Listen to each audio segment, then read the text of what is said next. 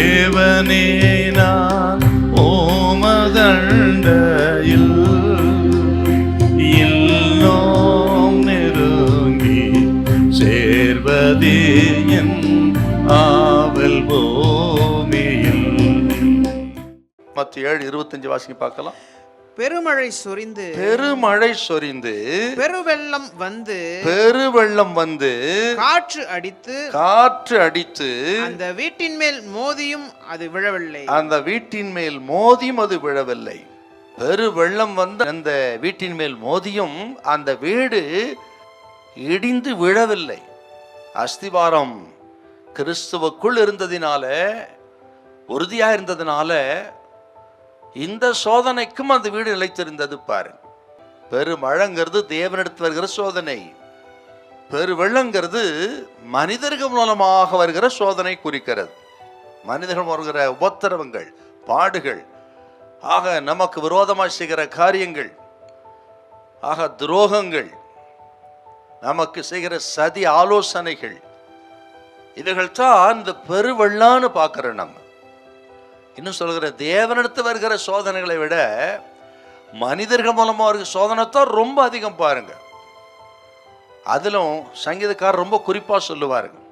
நீங்கள் 56ஆம் சங்கீதம் 1-2 வாசித்து பார்த்தீங்கன்னா, ஆக நாள்தோறும் போர் செய்து ஒடுக்குகிறார்கள் அப்படின்னு சொல்றாரு. பாருங்க, என் சத்துருக்கள் நாள்தோறும் என்னை விழுங்க பார்க்கிறார்கள், உன்னதமானவரே எனக்கு விரோதமாய் அகங்கரித்து போசில் அநேகர்.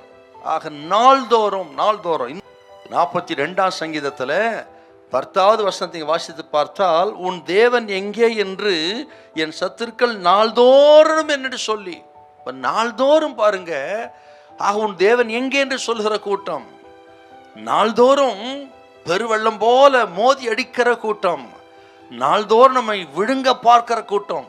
இப்படி மனிதர்கள் மூலம் ஆக அநேக சோதனைகள் நமக்கு உண்டு. நாள்தோறும் சோதனைகள் உண்டா?